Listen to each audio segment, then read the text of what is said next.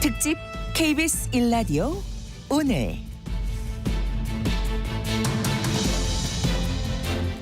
안녕하세요. 특집 KBS 1라디오 오늘 전종철입니다. 오늘 방송에선 여야 의원들이 잇따라 출연해서 가장 뜨거운 정치 현안 짚어봅니다.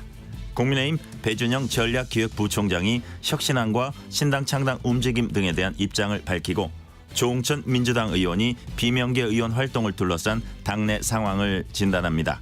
이어 기본소득당 용해인 의원이 개혁연합신당을 제안한 배경을 설명합니다. 3부에서 매매가는 내리는데 전세가는 오르는 이유 부동산 전문가에게 들어봅니다. 11월 27일 월요일 특집 KBS 1라디오 오늘 출발합니다.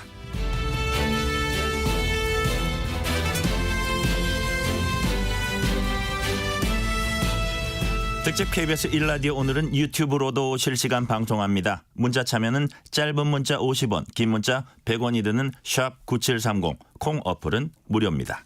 KBS 1라디오 채널에는 정치, 경제, 사회, 문화 등 다양한 명품 콘텐츠가 있습니다. 구독과 좋아요, 댓글 많이 부탁드립니다.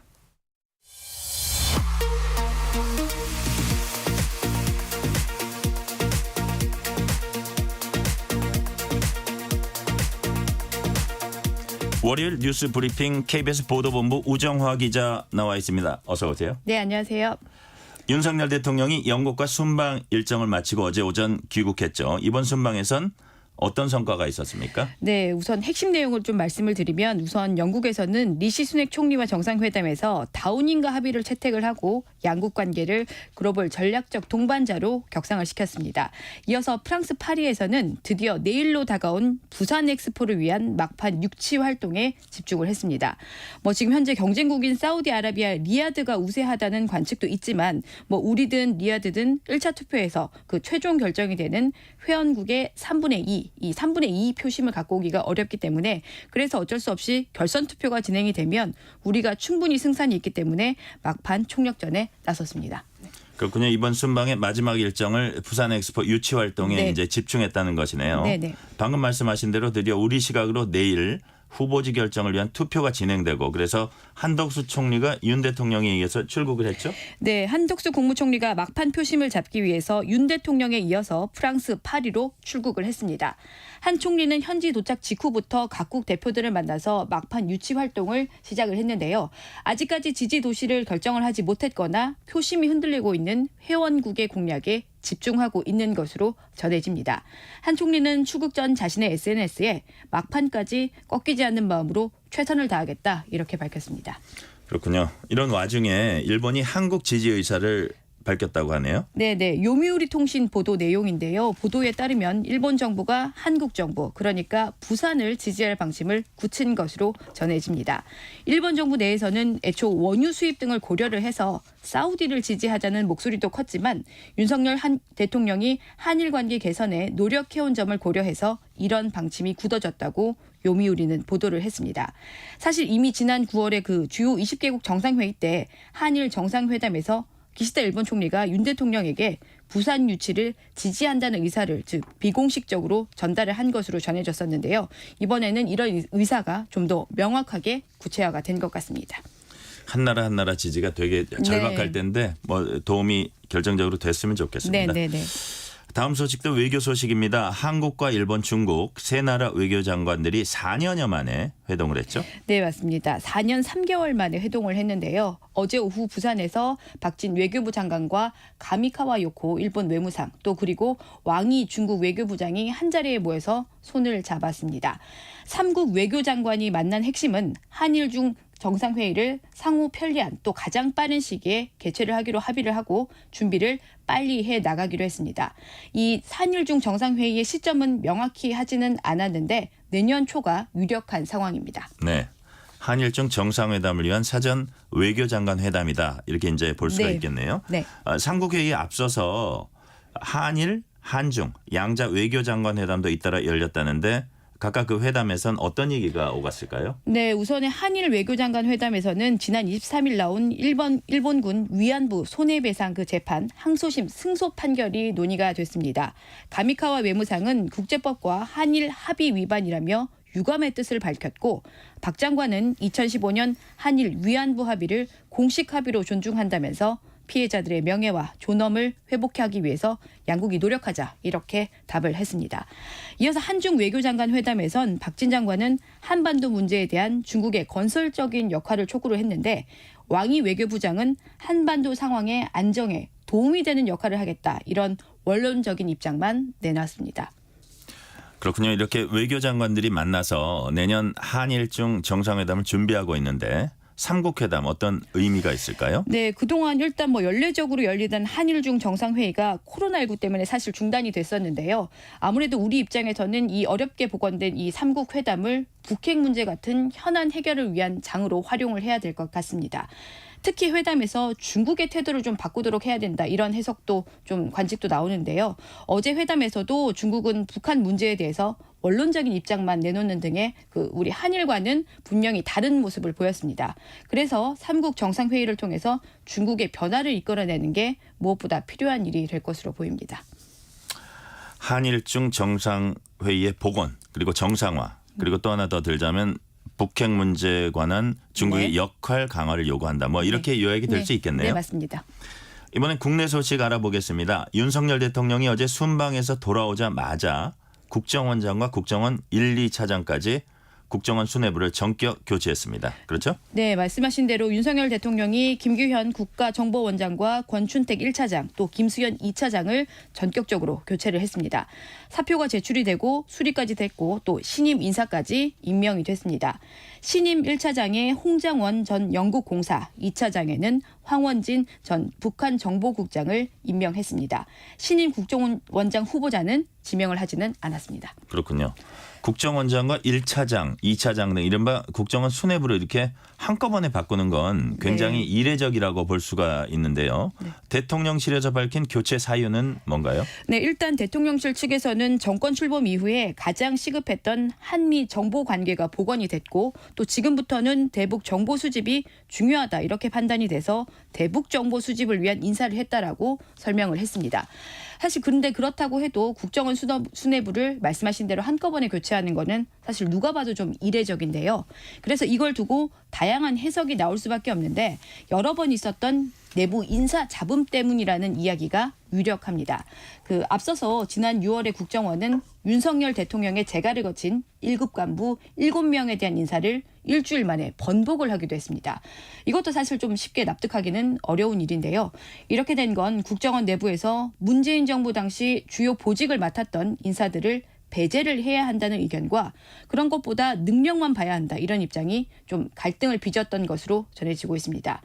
안 그래도 내년 총선을 앞두고 총선에 나갈 인사들을 제외하고 일부 개각이 곧 이루어질 것으로 보이는데 이번 국정원 인사가 그 신호탄이 아니냐 뭐 이런 해석도 나오고 있는 상황입니다. 그렇군요. 다음은 물가 소식 알아보겠습니다. 우리가 자주 찾는 주요 식품 가격을 보니까 최근 1년 사이에 원재료값이 내렸는데 소비자 가격은 오히려 오른 식품이 많았다고요? 네, 한국소비자단체협의회가 29개 주요 식품들을 조사를 해보니까 대부분의 식품들이 말씀하신 대로 소비자 가격이 오른 것으로 나타났습니다. 대표적인 식품이 마요네즈와 식용유인데요. 마요네즈는 1년 동안 원재료값이 22%가 내렸지만 소비자 가격은 26%나 올랐습니다. 또 식용유도 원재료 값이 28% 내렸지만 가격은 10%나 올랐습니다. 이 마요네즈나 식용유뿐만 아니라 이런 식으로 오른 식품들이 쭉 나열을 해드리자면 밀가루, 설탕, 간장, 김, 즉석밥, 맥주, 소주 이렇게 저희들이 흔히 마트에 가서 사는 식품들이 대부분 다 이런 식이었습니다. 가격이 조금 더 오히려 더 올랐습니다. 그렇군요. 네. 그래서 그런지 마트에서 얼마 담지 않아도 몇만 원이 훌쩍 넘어갔던 것 같고 이렇게 장바구니가 되게 가벼워진 것 같은 그런 느낌이 네네. 들었었거든요. 사실 몇만 원이 아니라 조금만 담아도 10만 원 훌쩍 넘어간다고 체감하시는 분들 많으실 텐데요. 네. 당장에 이런 가격 상승을 제재할 수 있는 방법은 사실상 없다고 말씀드릴 수가 있습니다. 그래서 기업들이 스스로 자정 노력을 해야 한다. 이 정도밖에 말씀을 드릴 수밖에 없는 상황이 좀 아쉽기도 합니다. 네. 경제부총리나 이런 분들이 약간의 언급은 하는데 네. 그 정도도 그 이상 나가는 것도 또 사실 무리지 않겠습니까? 네, 맞습니다. 그렇군요. 경제 소식 하나 더 보겠습니다. 올해 종부세가 지금 각 가정에 고지되기 시작했는데 지난해보다 세 부담이 크게 줄었다고 하네요. 네, 맞습니다. 전반적으로 세부담이 줄었는데요. 우선 이유가 주택 공시가격이 내렸기 때문입니다. 공시가격은 그 세금 을 부과하는 기준이 되는 가격이죠. 그러다 보니까 이 종부세도 내려갔습니다. 예를 들어서 지난해 100만 원 초반대의 종부세를 냈던 가정은 올해 10만 원대의 고지사가 온 집도 있다고 하는데요. 한 10분의 1 수준 정도로 종부세가 줄어든 거죠. 네. 납세자 입장에서는 아주 좋은 소식이긴 네, 하네요. 네, 네. 이렇게 공시가격이 내린 것도 있고 다른 공제 사유도 늘어서 또 종부세가 더 내려갔다는 그런 요인도 있나요? 네, 공제 사유가 좀 늘어났습니다. 먼저 1주택자와 또 이번에 부부 공동 명의 소유자 등이 공제받을 수 있는 액수가 커졌습니다. 그래서 세금 부담이 적어진 것으로 보입니다. 여기에다가 공정시장 가액 비율, 즉 공시가격의 비율이 이번에 60%로 그대로 유지가 됐습니다. 한때 이 공정시장 가액 비율이 95%까지 올라갔었거든요. 이번에 60%로 유지가 돼서 세 부담이 적어졌습니다. 낮아졌군요. 네. 말씀드린 대로 각 개인별로 보면은 세금을 덜 내게 되니까 이제 좋은 일인데요. 다만 정부 입장에서 보면 세수가 많이 줄어들 것 같아요. 네, 맞습니다. 납세액이 줄었고 또 이번에 공시가격 기준으로 또 하면서 납세자도 줄면서 올해 종부세수는 지난해보다 2조 원 가량 줄어들 것으로 보입니다. 또 내년에는 이보다 더 줄어서 4조 1천억 원대에 그칠 것으로 전망이 되고 있습니다. 그렇군요. 다음엔 사건 소식 하나 알아보겠습니다. 대선 주자이기도 했었죠. 허경영 국가혁명당 명예대표의 종교시설로 불리는 하늘궁이라는 곳이 있는데 이곳에 입소한 80대 남성이 숨진 사건이 일어났죠. 네, 경찰이 이 80대 남성이 숨진 사건에 대해서 경찰이 조사를 하고 있는데요. 경기도 양주시 장흥면에 있는 모텔 2층에서였습니다. 자, 이곳에서 숨졌는데 이 모텔이 허경영 명예대표가 종교 활동을 하는 하늘궁이라는 곳에서 운영을 하는 곳입니다. 이 남성은 입소한 지 이틀 만에 숨진 것으로 전해졌는데요. 평소에 지병을 알아오다가 최근 이 시설에 입소를 한 것으로 전해지고 있습니다. 그렇군요. 사인에 대한 분석이 이제 진행 중이라는데 구체적인 원인 지금까지 나온 거 있습니까? 네, 우선 경찰이 정확한 사인을 확인을 하기 위해서 국립과학수사연구원에 부검을 의뢰할 예정입니다. 또 남성이 입소한 뒤 먹은 음식에 대해서도 검사를 하기로 했습니다. 또 일부 언론 보도를 보면 이 남성이 하늘궁에서 판매를 하는 우유, 그러니까 그 불로유라고 불리는 것을 직접 구매를 했다고 하는데요. 불로유요? 불로유. 그대로 해석하면 먹이면 늙지 않는다. 네, 뭐 이런 우유인가요? 네, 그런 의미입니다. 이 불로유는 이 업체에서 여기서 일반 우유에 허경영 대표의 스티커를 붙여서 뭐 허경영이라는 이름을 외치고 상온에 보관을 한 우유라고 합니다. 네, 그래서 이 하늘궁 측에서는 해당 우유는 이 불로유는 제품은 썩지를 않고 이걸 마시면 만병이 사라진다 이렇게 했다고 하는데 실제로 이 남성이 이걸 구매를 해서 마셨는지 또 이 우유가 어떤 상태였는지 모두 경찰 조사에서 밝혀질 것으로 보입니다. 오늘 여기까지 듣겠습니다. KBS 보도본부 우정화 기자였습니다. 우정화 기자 수고 많았습니다. 네, 감사합니다. 지금 시각은 7시 33분입니다. 날씨 정보입니다. 겨울을 재촉하는 비가 내리고 있습니다. 오늘과 내일 아침 사이 이렇게 대다수 지역에 비나 눈이 오겠습니다. 오후에는 소강 상태 보이는 곳도 있겠고요. 서울 경기 북부는 오늘 밤에 먼저 비가 그치겠습니다. 문제는 기온이 낮은 지역입니다. 강원 산지 쪽에는 최대 5cm의 눈이 쌓이겠고요. 이 밖에 강원 내륙이라든가 제주 산지에도 1에서 3cm, 충북과 전북 동부, 영남 내륙에는 1cm 안팎 눈이 내릴 전망입니다. 교통 안전에 유의하셔야겠습니다. 눈이 쌓이거나 빙판이 형성될 수 있고 또 오늘 오전까지 도로 살얼음도 예상되고 있습니다.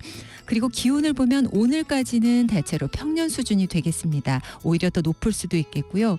밤부터는 찬 공기가 남하하면서 내일부터는 기온이 급격히 떨어집니다. 아침 기온이 오늘 상당히 높은 편입니다. 이맘때 기준으로 4.8도인데 내일은 이보다 8도 정도 떨어져서 서울이 영하 3도 정도가 되겠습니다. 중부지방 영하권이 되겠고요. 모레는 더 추워져서 중부지방뿐 아니라 남부지방에도 영하권이 많이 눈에 띌 걸로 보여집니다. 건강관리에 유의하셔야겠습니다. 오늘부터 모레 사이 이렇게 추위의 원인이 기온도 있지만 바람도 강하게 분다는 점 염두에 두셔서 특히 내일 새벽부터 산지와 제주 쪽엔 매우 강한 바람이 예상되니까 이 점도 주의하셔야겠습니다. 이뿐 아니라 오늘 오후부터 동해 먼바다 또 밤부터는 서해 먼바다의 물결 또한 높아질 높아지면서 대부분 해상에 풍랑도 예상되고 있습니다. 오늘 낮 기온은 서울 10도, 대전 12도, 대구 14도 등 8도에서 17도로 예상되고요. 지금도 동해안에는 건조특보가 발효 중입니다. 지금 서울의 기온은 4.9도입니다. 날씨 정보였고요. 다음은 이 시각 교통 상황 알아보겠습니다. KBS 교통정보센터의 이현 씨입니다. 네, 많이 밀리고 있습니다. 비까지 내려서 더 복잡해진 월요일 출근길입니다. 서해안 고속도로 목포 쪽 보고 있는데요. 팔곡 분기점부터 정체 시작입니다. 그래서 8탄 분기점 쪽으로 16km 구간에서 막히고 있습니다. 서울 방향 광명역에서 금천 쪽으로 답답합니다. 경부고속도로 수도권 구간의 정체는 모두 20km가 넘게 나타나고 있습니다. 서울 쪽은 기흥 부근에서 신갈 쪽으로 정체고요. 판교 분기점에서 하남 나들목 쪽으로 가다서다를 반복합니다. 부산 쪽도 보고 있는데요. 오산 부근에서 사고까지 발생했습니다. 동탄 분기점에서 남사 쪽의 이동이 더 불편해졌습니다. 그리고 남부권에서는 울산 고속도로 언양 쪽인데요. 언양 분기점 부근에서 사고를 처리하면서 일대가 많이 복잡합니다. KBS 교통정보센터입니다.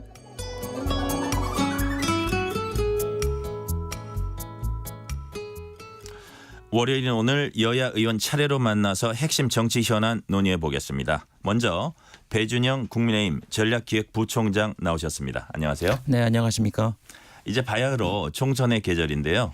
2020년 총선을 잠시 되돌아보면은 인천 13개 지역구 가운데 국민의힘 후보로 유일하게 당선된 후보 바로 배준영 의원입니다. 맞죠?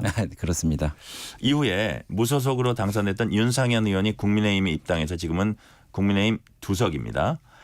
민주당이 인천은 거의 다 차지했었다는 얘기인데요. 지금 인천 민심은 어떻습니까? 네, 인천은 전국에서 많은 분이 모이시는 곳이라서 전국 민심의 바로메터라고 할 수도 있습니다. 근데 요즘 특징적으로 다만 좀 다른 게 인천발 전직 민주당 대표가 돈봉투 사건이 있었는데 2명이 민주당에서 탈당을 해서 무소속이 됐죠. 그리고 몇몇 분들이 더 관련돼 있고 또 이재명 대표도 지금 도덕성 논란에 휩싸였기 때문에 인천에서는 글쎄요, 그런 좀 도덕성을 좀 회복해야 되지 않나, 그런 목소리가 다른 지역에 비해서 상대적으로 높은 것 같습니다. 네, 지역구가 인천 중구, 강화군, 옹진군 상당히 넓은 지역이죠. 여기가. 그런데 지금 지역에 뭐 당면 현안이 있습니까? 네, 그 인천 면적이 3분의 2나 되고 외곽 지역이 많기 때문에 저희가 교통이 큰 문제인데요. 네. 다행스럽게도 지난 3년 반 동안 영종의 통행료가 무료가 되고 지하철 9호선이 들어오게 됐습니다. 그리고 백령도가 굉장히 먼 섬인데요. 공항이 확정되고 또 강화 가려면 굉장히 막히잖아요. 강화 고속도로가 확정돼서 다행스럽게 생각하고 인천 내양 팔부두도 시민들에게 개방되고요. 앞으로는 옹진군의 여객선 완전 공영제라든지 인천역 KTX라든지 이런 과제가 남아 있습니다. 그렇군요. 본격적으로 정치권 주요 현안 짚어보겠습니다. 먼저 국회 예산심사 관련 질문부터 드릴게요. 초반에 민주당이 전체 상임위 중 절반 정도에서 단독으로 예산안을 통과시켰다 이런 소식이 있었는데 최근에는 정부 여당이 예산안 심사 시간 끌기를 하고 있다 이렇게 역으로 민주당이 국민의힘을 비난하고 있습니다. 어떻게 된 거죠? 정말 좀 어이가 없는데요. 사실 민주당이 너무 따지 걸고 있습니다. 그 작년에도 저희가 정상적으로 예산안을 통과시키려고 그랬는데 그 2조 원을 감액한 수정안을 내갖고 밀어붙이려고 그러다가 막판에 타협이 됐거든요. 네. 이번에도 6조 원을 늘려서 이제 증액해서 하려고 그러는데 지금 사실 국회가 합의 정신에 의해서 특히 예산 같은 경우는 저희가 해야 되는데 17개 상임위 중에 그 6개나 그냥 단독으로 해버렸어요. 그래서 이렇게 우격다짐을 하는데 사실 민주당이 우격다짐을 해서 빈부격차가 늘어나고 아파트값 오르고 전기값 폭등하고 여러 가지 부작용이 있었지 않습니까? 그래서 이번도 이렇게 졸속으로 하게 되면은 어떤 사태가 일어날지 좀 걱정입니다. 앞서서 이른바 윤석열 표 예산은 대부분 다 삭감되고 이재명 표 예산은 반영이 많이 됐다. 뭐 이게 사실입니까? 그리고 이제 만약에 그렇다면 여당 입장에서 대응 방안이 있을까요?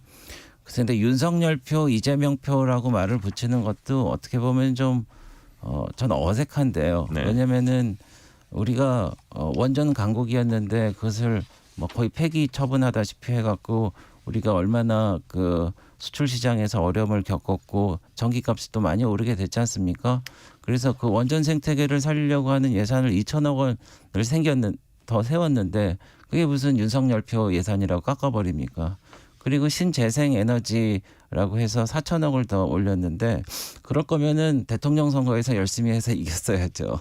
이제 우리가 이제 정권을 잡고 또 소신껏 한다고 그러면은 우리가 할 수 있게 도와주고 그 다음에 평가하는 게 민주당의 역할이라고 생각을 합니다.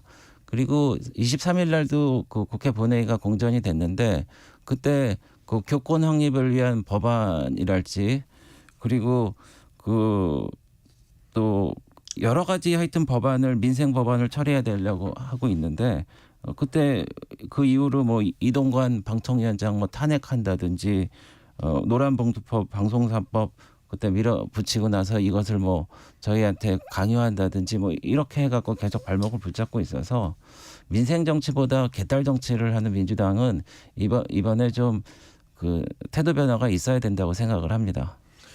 네, 이번엔 혁신안 관련 질문으로 넘어가 볼게요. 당 혁신위원회가 현역 의원 하위 20%를 공천해서 배제할 것을 이제 지도부에 제안을 했고 이후 총선 기획단이 혁신이 제안을 넘어선 엄격한 컷오프 제도를 마련하겠다 이렇게 밝혔습니다. 배준영 부총장께서 직접 브리핑했던 것으로 제가 기억을 하는데 혁신이 제안을 넘어서는 엄격한 컷오프 제도 자세히 설명을 해주세요. 네, 그 말씀드리자면 그 여론조사를 포함해서 최대한 정량 평가를 늘립니다. 네. 그리고 도덕적 기준을 많이 끌어올리고요. 민주당에서는 감점 정도로 처리하는 것을 저희는 아예 배제하는 기준으로 삼았다는 점을 말씀드리고 또 예를 들면은 그 성폭력 2차 가해, 네. 직장 내 괴롭힘, 학교 폭력, 마약 범죄 이런 게 조금 굉장히 심각하잖아요. 그래서 신사대학으로 규정지어서 아예 공천에서 배제하기로 했습니다. 그리고 제가 사실 의원총회 가면 좀 마음이 좀 무겁기도 합니다. 이런 것을 발표한 사람으로서. 네. 근데 이제 다선 의원님들도 다 아실 거예요. 우리 정당사를 보면은 흔들리는 당이 희망 불어넣고 결국 성공을 이끈 것은 혁신 공천이거든요. 그래서 현역 물갈이를 많이 하는 당이 사실 승리 가능성이 높았다는 김영준 명지대 교수 분석글이 있습니다. 그래서 그 2008년에는 우리 당이 현역 물갈이율이 민주당보다 2배가 높았는데 저희가 크게 앞서면서 승리했고요. 이명박 정부 말기에는 저희가 뭐 정부 심판론이 있었는데 그 저희가 의원 교체율이 10%가 더 높으면서 민주당을 제압했고 뭐 이런 사례들이 있습니다. 그리고 좀 더 구체적으로 말씀드리면은 예를 들어서 그 젊은 사람들을 많이 등용을 해서 또 인구 비례에 맞는 목소리를 내게 한단 말이죠. 네. 그래서 저희가 그때 구체적으로 말씀 안 드렸는데 정당에서는 일반적으로 45세 이하가 청년인데 조금 어색하지 않습니까? 네. 근데 이제 청년 기본법상 청년은 34세예요. 그래서 34세 이하인 분들에게 더 많은 기회를 준다면 더 가점을 줘야 되고 그리고 34세에서 45세 계신 분들은 그 다음에 정해주는 가점 기준이라든지 이런 걸 통해 갖고 저희가 문호를 되게 넓힐 겁니다. 네, 그렇군요. 그러니까 들어보니까 물갈이를 최대한 하겠다. 이게 혁신의 가장 중요한 기본이다. 뭐 이렇게 보시는 것 같아요. 그래서 여태까지 그 국민들이 이 총선을 바라보고 평가했던 기준이 그거였기 때문에 저희가 그것을 무시할 수는 없고 그 기준을 존중하면서 저희가 합리적으로 해나간다 이렇게 이해하시면 되겠습니다. 네, 총선 기획단이 29일에 또 회의 갖는다고 하던데 이번엔 어떤 내용들이 의제로 다뤄집니까? 여태까지는 총선 관련해서 배제 기준이라든지 감점, 가산점 뭐 이런 기준을 했는데 앞으로는 총선 관리를 하는 관리위원회를 어떻게 꾸려야 되는지 그리고 홍보도 해야 되고 저희가 정책도 알려야 되고 법률 지원도 해야 되고 뭐 이런 걸 해야 됩니다. 네. 그래서 29일 날 저희가 하고 회의를 하여튼 2, 3회 정도 다 해서 저희는 가급적이면은 12월 중순까지는 마무리를 해서 우리가 민주당에 비해서 현역 의원 수가 적지 않습니까? 네. 특히 지역구에서 열세인데요. 훌륭한 선수들을 빨리 뽑아서 그 필드에서 빨리 뛸 수 있게 그렇게 노력할 그런 각오를 가지고 있습니다. 그런 계획이시군요. 네, 네. 혁신위원회가 당내 중진 의원 친윤 인사들에게 희생을 권고했고 답변을 요구한 최후 통첩 기한이 이번 주거든요. 지도부가 어떤 식으로든지 답을 내놓을 그런 예정입니까? 그래서 이제 이게 있습니다. 일모도원이라고 혁신위원회 입장에서는 24일까지 크리스마스 이브까지 정해져 있는데 우리 최고위에서는 1호 안건밖에 결의를 안 하고 그러니까 조금 불안하기도 답답하기도 하고 그럴 겁니다. 근데 이제 저희 지도부나 당의 입장에서는 이런 것도 한편으로 좀 고려 요소가 됩니다. 지금 정기국회 중이거든요. 네. 정기국회 중에 국회의원들은 자기 지역구의 예산 사업이라든지 그리고 마지막 국회이기 때문에 필요한 입법가로서의 핵심 법안이라든지 이런 걸 통과시키려고 할 거 아닙니까? 그렇죠. 그래서 그거를 해야 되는데 지금 이 시점에서 이제 안 한다고 그러면은 과연 그 사업들이 어떻게 될 것인가 이런 것을 걱정하지 않겠습니까? 네. 유권자의 약속인데 그래서 제가 이 자료를 보니까 우리 그 앵커님 기억나실지 모르겠는데 그 17대 총선이 있어요. 2004년. 네네 2004년인데 그때 무려 중진 26분이 용퇴를 하셨는데 네. 어느 시점에 용퇴를 하셨는지 제가 기억을 더듬어 보니까 한 1월 15일인가요? 한 3달 전서부터 본격적으로 이렇게 용퇴를 하셨더라고요. 네. 그렇기 때문에 앞서 말씀드린 그런 이유가 있었을 거다라고 제가 생각을 하고 있고 그렇기 때문에 제가 이 본격적으로 이런 중진들이 사퇴하시거나 이런 거는 물론 그분들의 자기 결단에 의해서 하는 거지만은 적어도 정기국회가 좀 마무리된 시점 그리고 아까 말씀드린 대로 총선을 앞둔 공천관리위원회가 또 런칭을 해서 그것을 뒷받침할 수 있는 시기. 그럼에도 불구하고 그 혁신위원회가 마무리되기 전까지는 그게 다 돼야죠. 그래서 그게 겹치는 시기에 본격적인 좀 많은 일들이 벌어지지 않을까 이렇게 생각합니다. 자연스럽게 여러 가지 아주 그 적절한 타이밍에 네. 그 벌어질 것이다 이렇게 이제 네. 말씀해 주신 걸로 그렇게 제가 이해를 할게요. 이번에는 네. 김기현 대표 얘기 잠깐 해보겠습니다. 김기현 네. 대표가 그제 토요일 날 울산 지역구 의정보고회에서 대통령과 원활하게 소통한다 이런 점을 이제 강조하신 것 같아요. 만나서 네. 3시간씩 얘기도 한다. 하루에 서너 번씩 전화할 때도 있다. 이런 얘기를 했습니다. 근데 이제 하필 이 시점에 그러니까 중진의 험지 출마 이제 강하게 요구받는 이런 시점에 이런 말을 하니까 이게 사전 차단하는 거 아니야? 이런 관측도 나오고 있어요. 어떻게 보세요? 네. 근데 이제 저도 국회의원이지만은 연말에 그 의정 보고라든지 적절한 형태를 갖춰서 보고 안 하면은 저 사람이 좀 일을 하고 있나 이런 생각을 듣기도 하고 그리고 국회의원의 제1의 어떤 그 책임 중에 하나가 유권자들한테 그런 것을 상세히 보고하는 거이기도 합니다. 그래서 그렇게 이해해 주시기도 하고요. 그리고 제가 모르겠습니다. 우리 대표님의 정확한 건 모르겠습니다만은 그건 하신 거는 자연스럽게 하신 거고 그리고 확대해서 갈 필요는 없다 그런 말씀인가요? 그런 것 같아요. 그렇군요. 네, 네. 그런데 지도부에 명확한 답변이 없으면 혁신위가 조기 해체할 수 있다 이런 조기 해체설도 또 흘러나오고 있는데 네. 여기에 대해서도 당 지도부가 이제 상황 관리는 해야 될 것 같아요.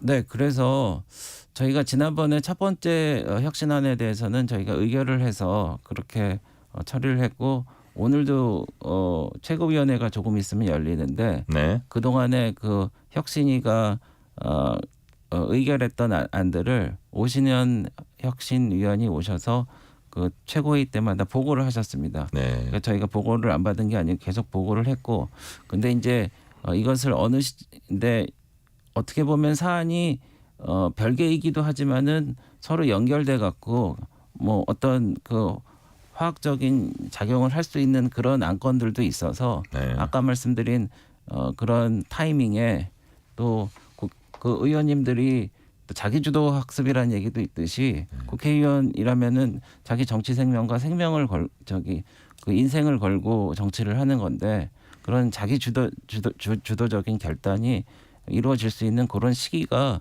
있을 거고 그거는 좀 지켜볼 수도 있다 이렇게 생각합니다. 그렇지만 그럼에도 불구하고 혁신위가 김기현 대표가 정권을 줬다고 했는데 무너지게 된다고 그러면은 그 지도부가 한 말이 그 공언이 되지 않습니까? 그렇죠. 그런 사태는 없을 거라고 봅니다. 네. 아울러 이 시점에 이뇨한 혁신위원장이 원희룡 국토부 장관 만났어요. 네. 여기서 원 장관은 제게 필요한 역할이 있다면 희생이 따르더라도 그 도전과 헌신에 앞장서겠다. 원 장관의 발언 어떻게 평가하세요? 네, 그래서 참 박수 쳐드릴 만한 발언이라고 생각을 합니다. 원희룡 장관은 국회의원은 3번 하셨고 도지사 재선하셨습니까? 네. 그리고 이제 장관까지 하셔서 전국적인 지명도를 갖춘 인물입니다. 그래서 이 시점에서 본인이 뭘 해야 될지 그리고 당원과 국민이 자기한테 뭘 기대하는지 네. 정확하게 아시는 것 같아요. 네. 그래서 그런 차원에서 그런 말씀을 하신 것 같고 그리고 이 시점에서는 하이 리스크 하이 리턴 아니겠습니까? 그래서 사실 어제 제가 잠깐 뵐 기회가 있었는데 네. 한두 마디 나누고 저도 뭐 인천 지역 시당위원장이고 하고 그래서 가벼운 대화를 나눴는데 당에 대한 헌신을 할 굳은 의지를 좀 읽을 수 있겠더라고요. 그 눈빛입니까? 아니면 말입니까? 뭐 2개 답니다. 2개 답니까? 네. 그 이제 이번에 이준석 전 대표 신당 네. 창당 행보 보이고 있는데요. 네. 측근 인사들과 함께 대구를 찾았고 연락망 참여자들을 만났습니다. 이제 기자회견을 하고 그다음에 뭐 북콘서트 같은 거 이제 행사를 했는데요. 이런 얘기를 했어요. 내년 총선에서 대구 국회의원 12명 중 절반 이상이 교체될지 모른다. 마치 당직자 같은 여하튼 그런 주장을 했습니다. 이 발언 어떻게 보세요? 네. 그래서 뭐 발언한 취지는 알겠는데 그래서 제가 궁금해 갖고 제가 좀 최근 총선의 대구 교체율을 좀 알아보니까 19대 총선에는 66% 대구가 네. 교체가 됐고 20대는 41%, 21대는 41% 이렇게 교체가 됐습니다. 그래서 어차피 절반인 거예요?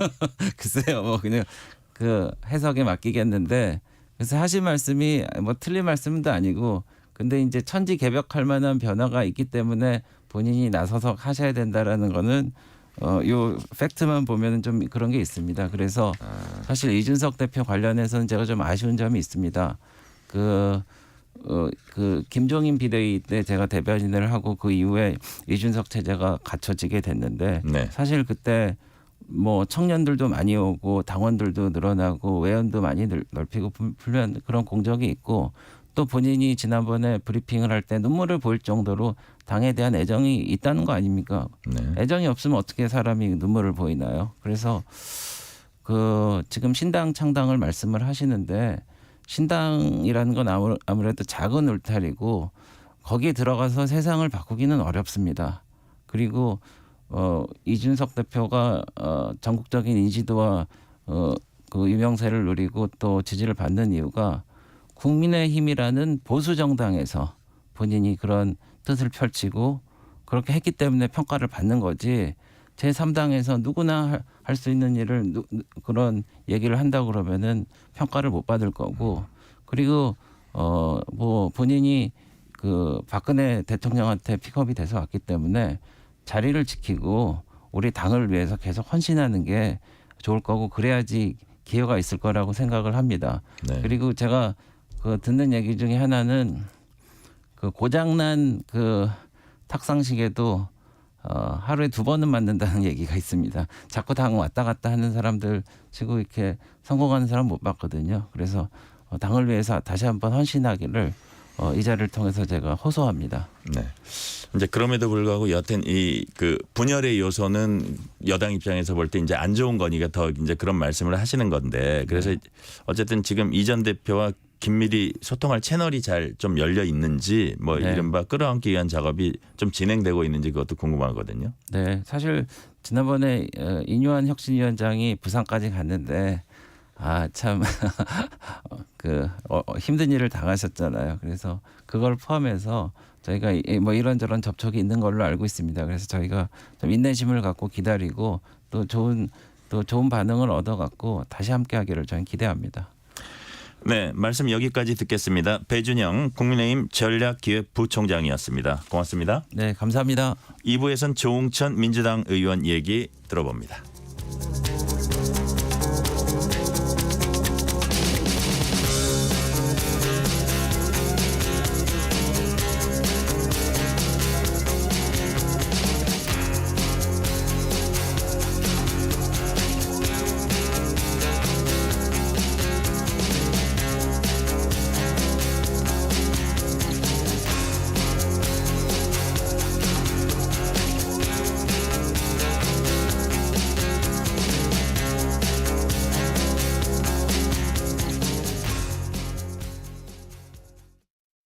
대한민국에 따뜻한 바람이 붑니다. 난치성 질환 어린이 돕기 공익신탁으로 아이들의 아픔을 보듬기 바람. 환경 지키기 공익신탁으로 깨끗한 지구를 물려주기 바람. 당신은 어떤 바람을 갖고 계세요? 당신의 바람 공익신탁이 실행합니다. 기부 목적을 정해 자산을 맡기면 기부자의 바람대로 자산을 운영해주는 공익신탁. 국가 관리로 기부 내역이 투명하게 공개돼 더 믿을 수 있습니다. 신탁으로 하는 선진국형 기부 문화. 공익신탁으로 대한민국에 당신만의 따뜻한 바람을 더하세요. 이 캠페인은 법무부가 함께합니다. 2023 KBS 1라디오 연중기획 낮은 목소리, 당신의 목소리를 들려주세요. 시장 가려면 무슨 얘기했어요? 네? 동대문 시장이요. 동대문 시장 이쪽에 타셔가지고 동대문 역사문화공원이요. 아, 거기 맞아요? 예, 이쪽에서 내리시면 거기 시장도 있습니다. 여기서 타시면 바로 갑니다. 바로 가요. 예, 네. 감사합니다. 안녕하세요. 저는 서울 디지털 안내사로 근무하고 있는 강호영입니다. 서울시 디지털 안내사거든요. 저희 거점이 잠실역하고 석촌호수, 송파구청하고 저희 노인정하고 돌아다니면서 어르신들한테 이제 휴대폰 방법, 그다음에 키오스크, 그다음에 이렇게 길을 여쭤보시면 안내해드리고 이런 역할을 하고 있어요. 근데 이렇게 쫓기를 입고 있으니까 오셔서 이것저것 다 물어보시는 경우가 있죠.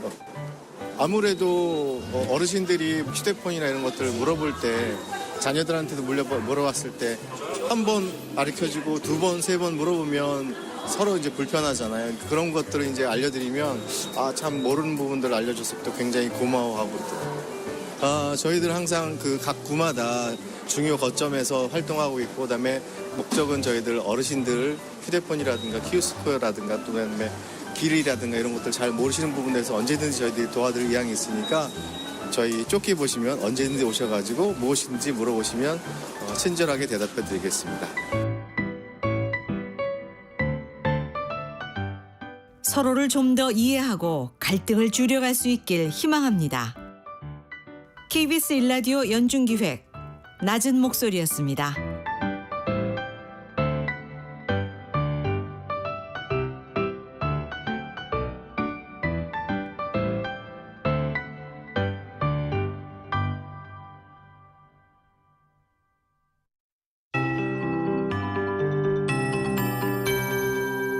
KBS 58분 날씨. 약하게 비 오는 곳이 많은데요. 가을이 저물어 가고 있습니다. 겨울에 자리를 내주는 이 시기에 비가 부슬부슬 오고 있습니다. 오늘부터 내일 아침 사이 전국적으로 비나 눈이 내릴 텐데요. 기온이 낮은 지역은 눈으로 쌓여서 우려되고 있습니다. 강원 산지에는 1에서 5cm 정도, 강원 내륙과 제주 산지 1에서 3cm, 충북과 전북 동부, 영남 내륙에는 1cm 안팎의 눈이 쌓이겠습니다. 교통 안전에 유의하셔야겠습니다. 서울과 경기 북부는 오늘 밤까지만 오겠고 오후에 소강 상태인 지역도 꽤 있겠습니다. 곳곳에 빙판이나 도로 살얼음이 예상되니까 주의하셔야겠고요. 오늘 밤부터 찬 공기가 유입되겠습니다. 현재 서울의 기온이 4.9도인데 내일은 영하 3도까지 뚝 떨어집니다. 오늘 아침에 비해서 7, 8도 하강하는 셈이고요. 주 중반에는 영하 7도까지 내려갑니다. 그리고 모레만 해도 영하 4도의 아침 기온 예상되니까 건강관리에 유의하셔야겠습니다. 또 오늘부터 모레 사이에는 전국적으로 바람까지 강하게 불겠습니다. 특히 내일 산지와 제주에는 매우 강한 바람이 불겠고요. 또 오늘 오후부터 동해 먼바다, 밤부터는 서해 먼바다의 물결이 최대 4m로 매우 높겠습니다. 오늘 낮 기온 서울 10도로 예상되고요. 지금 서울의 기온은 4.9도입니다. 강혜종입니다.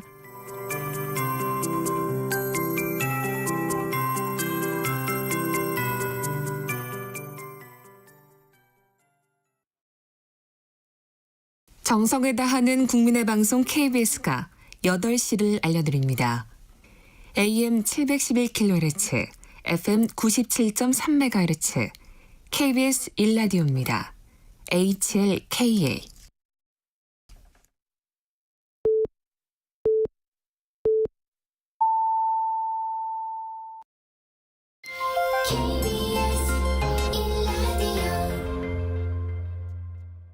전종철 기자가 진행하는 특집 KBS 1라디오 오늘. 이번엔 조홍천 민주당 의원과 함께 민주당 상황 짚어보겠습니다. 의원님 안녕하세요. 네, 반갑습니다. 의원님 지역구가 경기도 남양주시 갑이죠. 네네, 그렇습니다. 당면한 지역 현안들 많이 있을 텐데 그중에 하나 꼽으라면 주요한 게 어떤 게 있을까요? 역시 교통이죠. 네. 예, 그 수도권에 접한 도시들이 다 그렇지만 특히 저희 남양주는 남쪽에 있는 도시들보다 굉장히 도시철도 사정이 열악합니다. 특히 저희 갑 지역은 출퇴근 시간에도 시격이라 그러죠. 네. 배차 간격이 거의 20분에 가까워요. 네. 그리고 마지막 종점이 상봉역입니다. 상봉역. 예. 그래서 거기서 또 갈아타야 돼요. 그러다 보니까 전철을 타고 출근하는 게 무척 불편합니다. 20분 정도 시격 배차 간격이 있는 게 이게 전철이냐. 그래서 이건 기차다라고 얘기를 하는데요. GTX 사업이 지금 A부터 지금 되고 있는데 B도 빨리 추진되도록 노력 중입니다. 아 그렇군요. 교통이 가장 가장 큰 문제입니다. 시급한 이제 현안 사안이라는 이제 말씀해 주셨는데요. 네. 조 의원님이 이제 그동안 당 지도부 향해서 공개 직언해온 대표적인 분인데 아까 말씀하신 지역구에 가면 잘했다, 시원하다 이런 얘기가 많습니까? 아니면 혹시 그 재선하는데 혹시 차질 있으면 어떨까 이런 그 지지자들 중에 걱정하는 분들이 많습니다. 뭐 둘 다 하죠. 아 그렇습니까? 섞여 있습니까? 그럼요. 네. 자, 원칙과 상식 두 번째 토론회가 어제 열렸습니다. 네네. 노무현 정부 청와대 홍보수석 지냈던 조기숙 이화여대 교수가 작금의 민주당을 신랄하게 직격을 했어요. 반대 목소리를 억압하는 포퓰리스트 정당이 완성됐다. 사당화됐다 이렇게 했고 최진원 그 교수란 분 그 경희대 교수 네. 개딸 파시즘 정당으로 전락한 건 아닌지 점검을 해봐야 한다 이렇게 지적을 했습니다. 동의하십니까? 뭐 파시즘이 아니고 빠시즘이라고 그러시더라고요. 예. 빠. 예. 그러니까 뭐 무슨 빠다 뭐 문빠다 뭐 그렇게 예, 발음을 하셨나요? 그러니까 그런 이게 뜻을 담아서. 예. 파시즘이 아니고 빠시즘이라고 그러는데 네. 저도 처음 들어본 얘기입니다. 사실 조기숙 교수님 같으면은 뭐 원조 친노죠. 그렇죠. 그리고 자기가 먼저 말씀을 하시더라고요. 팬덤 현상을 자기가 처음에 조장을 하신 분인데 결자 해지를 해야 되겠다 싶어서 요즘 이렇게 노력 중이시라고 아주 좀 진정성 있게 들렸고요. 네. 개딸 빠시즘 정당이라고 최진원 교수가 어제 말씀하신데 참 처음에 이 무슨 얘기인가 싶었는데 듣다 보니까 부끄럽기도 하고 또 아프기도 하고 좀 뭐 공감은 많이 했습니다. 그렇습니까? 조기숙 교수는 의석 200석 확보 이런 총선 낙관론에 대해서 제가 그 표현이 약간 강한 표현이라서 약간 순화해서 가당치 않다 이런 취지로 말을 하면서 이대로 가면 과반은커녕 승리 가능성이 거의 없다 이렇게 말을 했습니다. 실제로 그렇게 될 수도 있다고 보세요. 그 200석 얘기는 뭐 얼마 전에 좀 나왔다가 지금 쑥 들어갔는데 그 취지는 그겁니다. 지금 윤석열 정부의 국정 운영이 역대 정부 중에 이만큼 못하는 거 봤냐. 그리고 국정 수행 지지율이나 여당 당 지지율 같은 게 거의 바닥을 헤매고 있지 않냐. 총선이 반년도 안 남았는데 지금 각종 지표가 이런 정도의 수준이라면 우리가 큰 실수만 하지 않아도 과반은 너끈히 달성을 할 수 있다. 뭐 잘하면 우당 정책이나 이념이 비슷한 정당의 의석까지 합치면 한 200석 정도는 하지 않겠냐 이런 의미예요. 그러니까 우리가 뭘 잘해서 과반하고 절대 다수를 차지한다는 것보다는 이제 손님 실수가 상수니까 그렇게 될 것이다라고 얘기를 하는데 선거가 그렇게 간단하지는 않죠. 그래서 항상 결론은 그렇습니다. 우리가 단결하고 똘똘 뭉쳐서 가면은 그 선거 승리, 총선 승리는 담보된다. 그런데 왜 자꾸 딴소리 하냐. 제발 좀 입 다물어라. 그렇군요. 어제 이제 초빙된 전문가들이 이제 뭐 해법이라 그럴까요? 대안이라 그럴까요? 합니다. 2015년 김상곤 혁신위원회가 내놨던 국민 참여 100% 방식 경선제 도입하고 또 강성 지지층 영향력 약화시켜야 한다 이렇게 제안을 했거든요. 네. 이런 제안이 관철될 가능성 몇 %로 보십니까? 없죠. 제로에 가깝습니까? 예, 없죠. 이유는 뭡니까? 오히려 강성 지지층의 영향력을 계속 확대하는 쪽으로 방향성이 그런 식으로 바뀌어 왔기 때문에 지금 와서 갑자기 뭐 유턴 한다고는 뭐 기대하지 않습니다. 또 그와 더불어 대의원의 영향력을 약화시키고 권리당원을 높이고 하는 그런 쪽으로 전대 룰도 지금 바뀌고 있지 않습니까? 네네.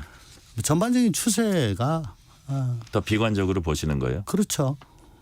일종의 지금 지도부 내지는 강성파들에게는 뭐 이미 여러 번 경험했을 겁니다. 전당대회 때뿐만 아니고 또 불체포 특권 체포동의안 표결 과정 뭐 이런 여러 상황을 거치면서 결국은 정치적으로 든든한 배경이 되고 힘이 되는 것은 팬덤이다라는 걸 느끼셨을 거기 때문에 그걸 약화시키는 일은 스스로 하지는 않을 겁니다. 그렇게 예상을 하시고요. 이 대목에서 원칙과 상식 의원들이 공천 관련해서 좀 언급을 했어요. 이원욱 의원은 여기 최소 4명은 공천에 관심도 없다. 그것 때문에 출발한 것도 아니고 지금 현재도 공천에 올인하고 있지도 않다 이렇게 말씀을 하셨고 김종민 의원도 이제 비슷한 얘기 하셨고요. 조홍천 의원께서는 뭐라고 하셨냐면 우리는 공천 따위라고 생각하고 있다고 했습니다. 따위 무슨 뜻입니까?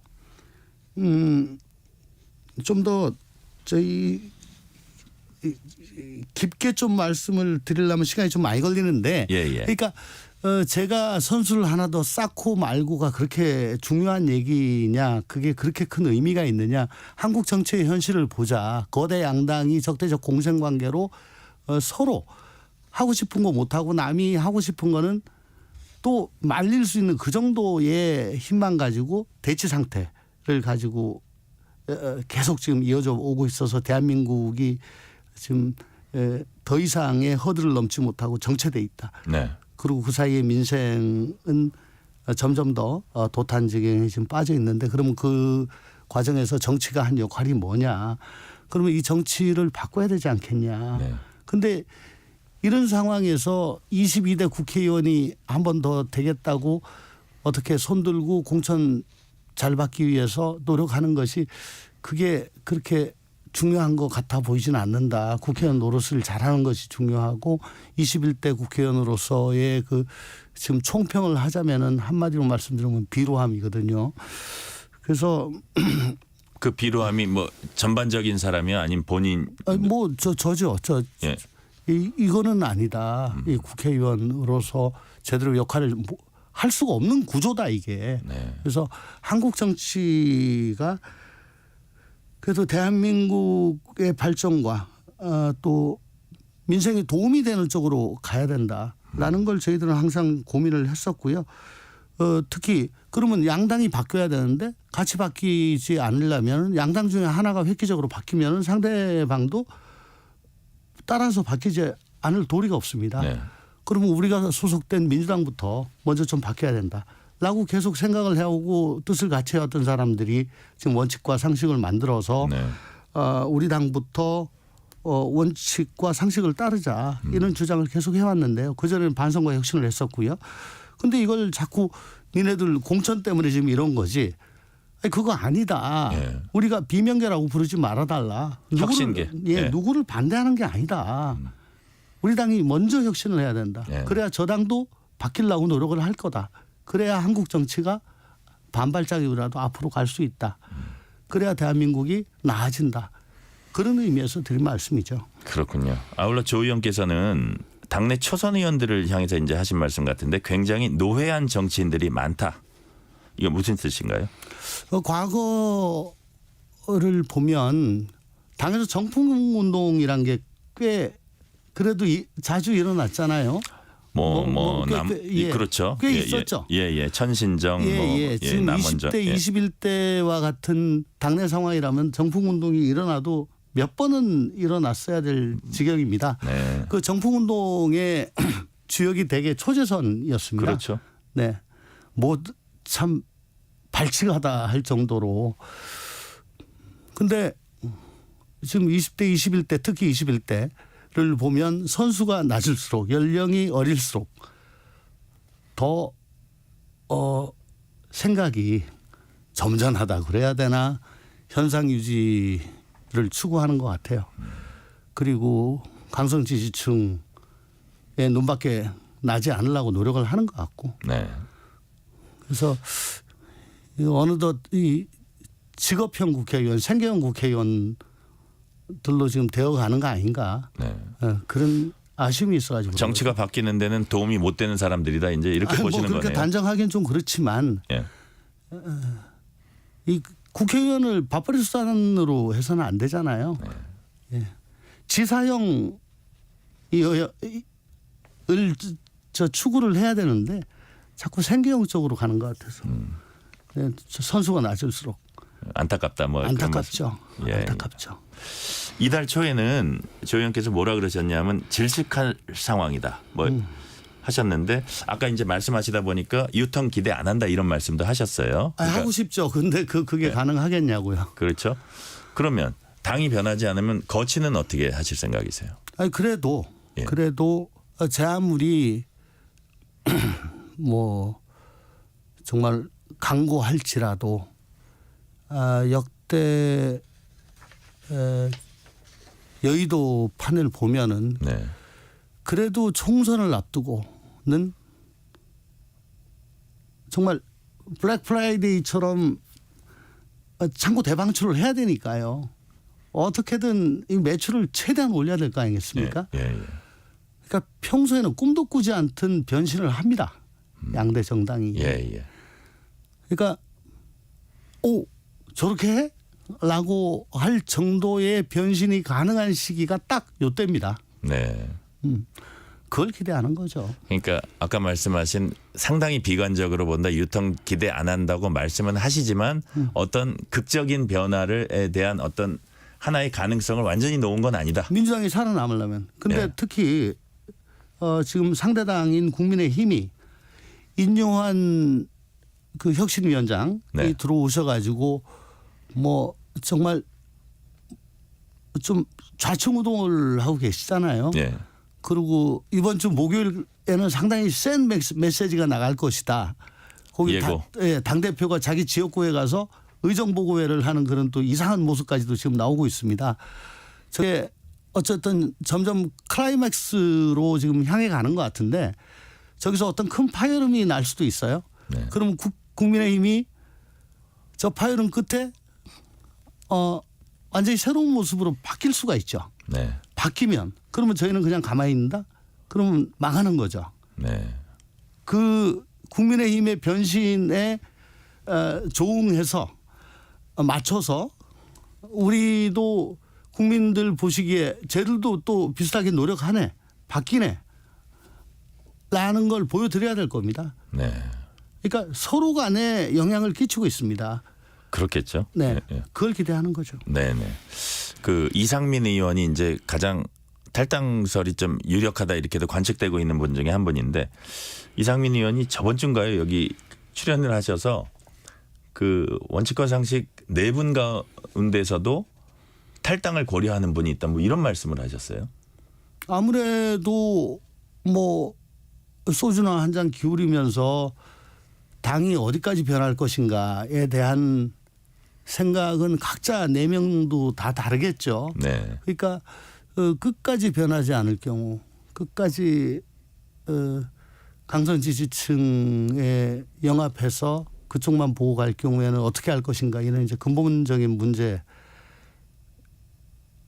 생각한다면은 그럼 어떻게 해야 될 것인가. 그건 이제 다들 자기 가슴 깊은 곳에 지금 묻어놓고 있을 겁니다. 그렇죠.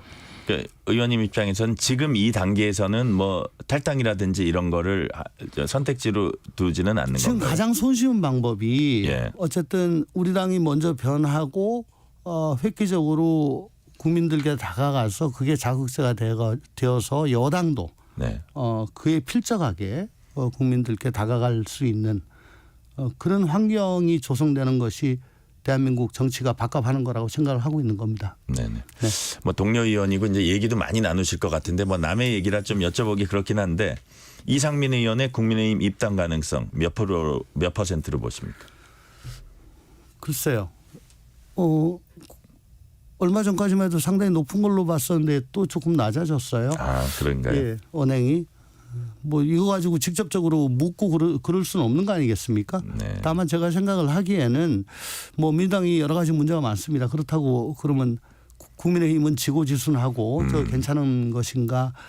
제일 문제가 수직적 당정 관계인데 그 인대환 위원장도 거기에 대해서는 아무 말도 못 하잖아요. 네. 뭐 용산의 여의도 출장소라는 오명을 받고 있으면서도 그냥 그대로 갑니다. 네. 저 같으면은 그건 도저히 용납할 수 없는 저 모습이거든요. 그래서 아마 이상민 의원님도 그런 점이 굉장히 걸리실 거예요. 네. 네. 그렇군요. 막판 고심하실 거다 이런 말씀이고요. 네. 그 원칙과 상식이 출범한 이후에 이제 뭐 현수막 2030 뭐 비하 논란 뭐 이런 것도 있었고 그 가운데 최강욱 전 의원이 또 이제 막말 논란에 휩싸였습니다. 네. 근데 이제 어쨌든 당 지도부에서는 이거 심각한 사안이다 해서 신속하게 조치를 했어요. 네. 근데 본인이 또 SNS에 뭐 이게 민주주의야 멍청한 뭐 이런 글도 남겼고 네. 일부 여성 당직자들은 최 의원을 이제 옹호하고 나섰습니다. 근데 이제 이런 지적이 제기돼요. 이 우리의 보편적 가치에 왜 자꾸 반하는 대로 민주당이 갈까 이런 지적이 있거든요. 어떻게 생각하세요? 결국은 그동안의 문법으로는 양쪽 지지층이 있고 중도층이 있다. 네.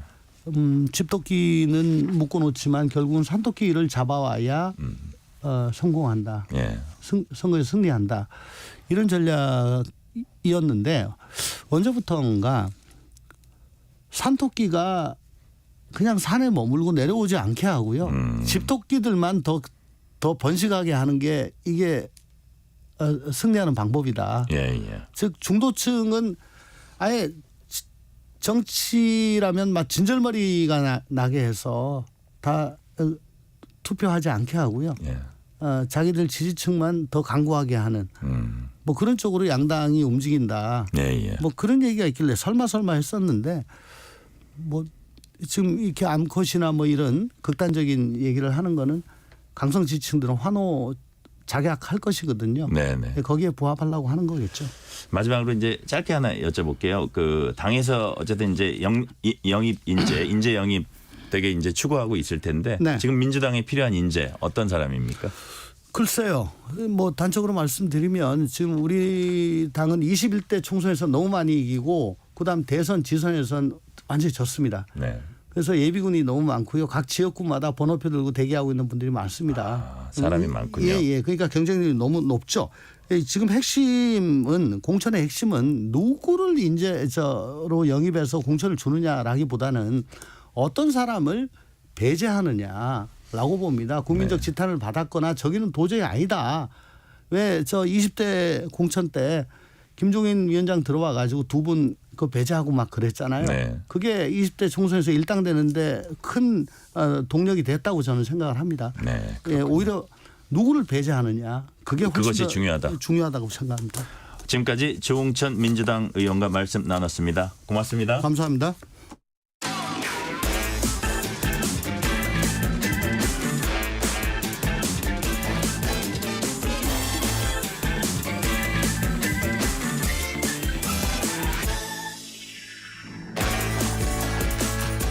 뉴스를 한 번 더 자세히 정리하는 시간. 오늘은 경향신문 박순봉 기자와 함께합니다. 박 기자 안녕하세요. 네, 안녕하세요. 국민의힘이 서울 강서구청장 보궐선거 패배 이후에 혁신위원회를 출범시켰습니다. 그리고 지금 절반 정도 임기가 지난 상태인데요. 중간 정리 한번 해볼게요. 혁신위 출범이 한 달이 넘었네요. 네, 인류한 위원장이 임명된 게 지난달 23일, 10월 23일이었거든요. 그리고 사흘 만에 혁신위원 인선까지 다 발표를 했었습니다. 그래서 공식 출범한 게 지난달 26일이었고요. 오늘이 27일이잖아요. 그러니까 거의 딱 한 달 정도 지나간 그런 시점이 됐습니다. 반환점을 좀 돌았다라고 볼 수가 있고요. 서울 강서구청장 보궐선거가 10월 11일이었거든요. 그다음에 사실은 김기현 지도부가 물러나야 된다 뭐 이런 요구들도 나오면서 당이 바뀌어야 된다 이런 이제 목소리들이 많았는데 일종의 해결사로 인류한 위원장이 투입이 됐던 거죠. 그래서 이제 당을 어떻게 바꿀 거냐, 국민들 마음을 어떻게 얻을 거냐 이게 임무였습니다. 그 임기는 60일, 2달로 하기로 했거든요. 그래서 다음 달 24일, 12월 24일 크리스마스 이브 날까지가 이제 임기입니다. 그렇군요. 뭐 여태까지 5번에 걸쳐서 이제 혁신안을 내놨어요. 여러 가지가 있었는데 사실 가장 주목받는 건 권고안이었어요. 맞아요. 다른 것들은 이제 의결을 해달라고 공식적으로 올렸는데 나머지 이 하나가 주목을 받았던 거는 권고안이었습니다. 그러니까 좀 알아서 스스로 해주세요. 뭐 이런 요청이었던 거죠. 내용이 뭐였냐면은 당 지도부하고 중진 의원 그리고 친윤 의원들은 불출마하거나 험지 출마해라 이렇게 권고를 했습니다. 불출마나 험지 출마는 당사자로서는 굉장히 좀 어려운 큰 결심이 필요한 그런 문제거든요. 불출마는 뭐 그야말로 정치 인생을 정리하는 그런 과정이 될 수 있고 또 험지 출마라는 거는 국민의힘 입장에선 대부분 수도권을 얘기를 하는 거거든요. 근데 수도권에서 국민의힘 의원들이 당선되기가 뭐 여태까지 사례들을 보면 좀 쉽지가 않습니다. 네. 특히 이제 옮겨가지고 터전을 옮겨서 도전을 하는 거잖아요. 그래서 굉장히 좀 어려운 그런 도전으로 평가가 되는 거고요. 그래서 또 이 안이 굉장히 주목을 많이 받았던 겁니다. 대표적으로 처음에 언론 보도에서 영남 스타들이 수도권으로 가야 된다 이렇게 인류한 위원장이 말했다라고 보도가 됐었는데 근데 나중에 인 위원장이 또 그런 말을 한 적은 없다라고 반박을 하긴 했어요. 근데 여하튼 그때 지목이 됐던 2명의 스타가 김기현 대표하고 주호영 의원이거든요. 근데 이제 모두 사실상 거부 의사를 현재까지는 밝혀둔 그런 상태입니다. 그 다른 친윤 의원들, 장제원 의원 같은 친윤 의원들도 선뜻 수용을 안 하고 있어요. 네, 사실은 뭐 수용을 안 하는 정도가 아니고 좀 일종의 항의 표시 같은 것들을 좀 하는 그런 그림인데 장제원 의원 같은 경우에는 관광버스 92대를 동원해가지고 한 4천 명 정도를 동원을 했습니다. 지역에서요. 그러니까 이거는 이제 지역에서 나 이 정도의 사람을 모을 수 있다 이런 얘기를 보여주는 거고요. 과시. 그렇죠. 과시이기도 하고 또 나는 당선될 수 있는 사람이다. 이런 점을 보여주는 거예요. 그리고 지역 교회에 가서 실제로 부산 지역구 떠날 생각이 없다. 이런 말을 공개적으로 하기도 했습니다. 권성동 의원도 마찬가지고요. 뭐 무소속 출마를 불사하겠다 이런 입장을 우회적으로 밝힌 상황이에요. 좀 공통점이 있는데 두 의원 모두 좀 지역구에서 좀 강하다라고 평가를 받는 의원들이에요. 왜냐하면 실제로 무소속으로 출마해서 당선된 적이 있었던 사람들이거든요. 그러니까 즉 스스로 포기하지 않으면은 주저앉힐 수는 없는 그런 상황인데 뭐 이외에도 다른 친윤 의원들 사이에서도 뭐 그만두겠다 이렇게 먼저 나선 의원은 거의 없습니다. 뭐 이용 의원 정도가 뭐 이제 필요하면 하겠다라고 했는데 원래 비례대표로 들어왔던 의원이죠. 그렇군요. 혁신위 입장에서는 소위 말이 통하지 않는 뭐 그런 상황이라고도 할 수 있는데 혁신위원들의 사퇴 소동도 있었어요? 네, 한 언론 보도가 있었는데요. 혁신위원 4명이 인류한 위원장한테 사의를 표했다. 이런 보도가 있었습니다. 근데 여기에 대해서 인류한 위원장은 해프닝이다 이렇게 표현을 했고요. 그리고 실제로 이 위원들이 이제 다음 회의가 30일이거든요. 그때 출석을 나오기로 했기 때문에 뭐 일종의 해프닝인 거는 맞습니다. 근데 다만 아예 근거가 없는 얘기는 아니었던 게 그렇게 하려고 하기는 했었다 뭐 이런 건가요? 그런 그렇죠? 의도가 좀 있었어요. 지난 23일 회의에서 좀 문제가 됐던 건데 이 김경진 전 의원, 이제 혁신위원 중에 한 명인데 우리 혁신위는 김기현 지도부의 시간 끌기용이다 이런 취지로 얘기를 했다라 그래요. 그래서 나머지 3명의 혁신위원, 그러니까 비정치인 출신인데 그런 식으로는 혁신위가 굴러가기가 힘들다 이렇게 항의를 했다라는 겁니다. 그러니까 이 표현을 가지고 이제 언론사가 좀 해석을 해가지고 사의를 표명했다 이렇게 썼던 거고요. 그래서 그만두는 것까지는 아니지만 혁신위가 문제가 있다라는 건 어느 정도 좀 드러난 상태고요. 크게 2가지 문제겠죠. 일단 첫 번째는 말씀하신 대로 당내에서 수용이 안 되는 거, 혁신안을 안 받아들여 주는 거. 그 2번째는 내부에서도 좀 이견이 있다라는 거. 이런 게 좀 혼란스러운 상태가 있습니다. 그런데 또 국민의힘에서 뭐 관계자가 하는 얘기는 이런 일종의 상황은 일련의 상황은 혁신위가 그 당 지도부나 친윤 의원들을 압박하는 카드다. 이렇게 해석을 하기도 하더라고요. 이게 왜냐면은 국민의힘이나 예전에 아니면 뭐 김은경 혁신위가 있을 때 민주당이나 모두 물어보면은 정당 입장에서 제일 무서운 거는 혁신위가 나 그만둘게요. 이렇게 하는 상황이 제일 무섭다는 거예요. 왜냐면은 우리 혁신 못한다. 그러니까 너희들은 안 된다. 뭐 이런 의미가 되는 거잖아요. 그러니까 이렇게 할 수도 있다라는 압박 카드가 되기 때문에 이제 정당 지도부에서는 좀 그 부담을 느낄 수밖에 없는 그런 상황이라는 겁니다. 네. 그 와중에 이제 대상으로 지목됐던 인물, 다시 말해서 이제 국회 쪽 인물이 아닌 내각 쪽에서 원희룡 국토부 장관이 험지 출마하겠다고 입장을 내놨죠. 네, 험지 나서겠다라고 했고 특히 기자들이 인천 계양을도 가능하냐 뭐 이런 취지의 질문을 했을 때 할 수 있다. 이제 이런 입장을 얘기를 했습니다. 인천 계양을은 국민의힘이 당선되기가 어려운 지역이기도 하고요. 그리고 지금 이재명 민주당 대표가 이제 현재 있는 지역구거든요. 그러니까 정말 뭐 국민의힘에서는 험지 중에 험지다 이렇게 평가를 할 수가 있습니다. 근데 여러 지역구에 나갈 수 있다라는 입장을 열어놓은 거고요. 인요한 위원장이 여기에 대해서 고마워서 눈물이 난다 이렇게 표현을 했고 그제는 또 인요한 위원장이 요청해가지고 토요일에 만났거든요. 네. 서울 여의도 한 식당에서 만났는데 이 장면도 공개를 했습니다. 그러니까 만나는 과정을 공개를 했는데 이런 것들도 일종의 다른 친윤 의원들도 뭐 이렇게 해주세요 하는 압박의 카드로도 볼 수가 있어요. 네. 두 사람이 어떤 대화를 했냐면 인요한 위원장이 감사하다는 말을 하고 싶어서 뵀다 이렇게 얘기를 했고요. 그 원장관도 혁신위를 좀 지지해주는 그런 표현을 썼는데 국민과 당을 위해서 필요한 일이라면 역할을 아끼지 않겠다 이렇게 얘기를 하면서 혁신위의 중진 용태론에 대해서는 방향은 이미 정해졌다. 그러니까 이제 가야 되는 길이다 이렇게 표현을 했습니다. 그리고 인요한 위원장도 국민이 알아주고 그 희생을 표로 옮기지 않겠습니까 이렇게 화답을 하기도 했고요. 네, 그렇군요. 혁신위가 곧 최후 통첩을 할 예정이라는 얘기가 나와요. 네, 아까 말씀드렸던 그런 혁신위 권고안 있잖아요. 이거를 공식적으로 최고위원회의에 의결 사항으로 올리려고 합니다. 그러니까 전에는 그냥 해주세요, 좀 알아서 해주세요 이렇게 권고를 했다라면은 이번엔 아예 안건으로 올리겠다라는 그런 의미가 되는 거죠. 근데 이렇게 되면은 이제 아무래도 최고위원회의에서는 부담을 가질 수밖에 없는데요. 이게 왜 그러느냐면은 지도부가 답을 해야 되는 그런 상황이 오게 됩니다. 일단은 최고위원회의에서 이 안건을 의결을 할지 말지 이걸 첫 번째로 또 결정을 해야 되고요. 그리고 기자들도 당연히 물어볼 거 아니에요. 이 안에 대해서 어떻게 생각하느냐 이런 질문을 받게 될 텐데 그렇게 되면 결국에는 입장을 정리해야 되는 지도부로서는 그런 압박을 받게 됩니다.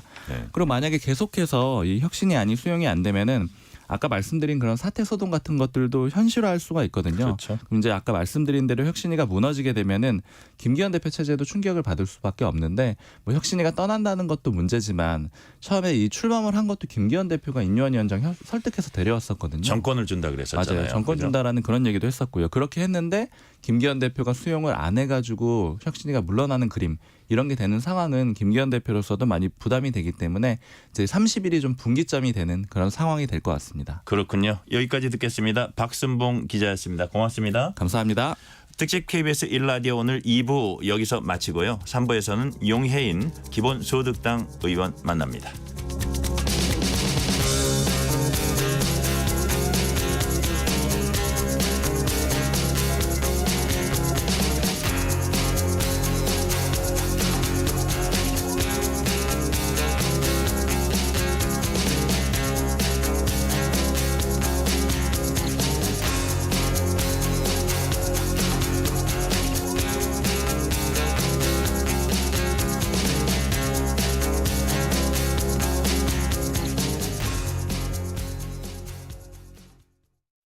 노후 건축물의 성면 건축자재 해체 현장을 지키는 성면 해체 작업 감리인을 아시나요? 성면을 흡입하면 암 등의 질병이 생길 수 있는 만큼 성면 건축자재 해체 시 감리인이 관리 감독하며 성면이 흩날리지 않도록 작업의 안전성을 높입니다. 또한 성면 해체 작업 감리인 평가 제도를 통해 감리인의 전문성을 높이고 현장 관리를 강화하고 있는데요. 평가 결과는 환경부 홈페이지 및 성면관리 종합정보망에서 확인 가능합니다. 성면 피해 예방하는 성면 해체 작업 현장 안전관리. 이 캠페인은 환경부와 한국환경공단이 함께합니다. 잠시 후 8시 반부터 일부 지역국에서는 해당 지역 방송을 보내드립니다. 가스 사용이 많아지는 계절. 가스 사용 전에 가스가 새지 않았는지 냄새를 잘 맡아보고 사용 후에는 점막 코크와 중간 밸브가 제대로 잠겼는지 반드시 확인하는 안전수칙을 생활화해야 합니다. 불을 켰을 때 불꽃은 연소가 잘 되고 있는 파란색인지 확인하고 완전 연소가 되도록 조절합니다. LP가스는 공기보다 무거워 새어나오면 바닥에 가라앉기 때문에 쉽게 빠져나가지 않습니다. 따라서 충분한 환기가 필요한데요. 방석이나 빗자루 등을 이용해 가라앉아 있는 LP가스를 밖으로 밀어냅니다. 재해 재난 예방 KBS 라디오가 함께합니다. 지금 시각은 8시 30분입니다. KBS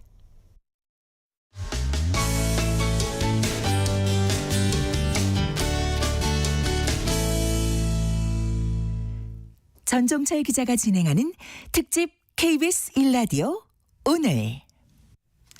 용해인 기본소득당 의원이 내년 총선에 대비해 제3지대 진보 진영이 연대하는 개혁연합신당을 공식 제안했습니다.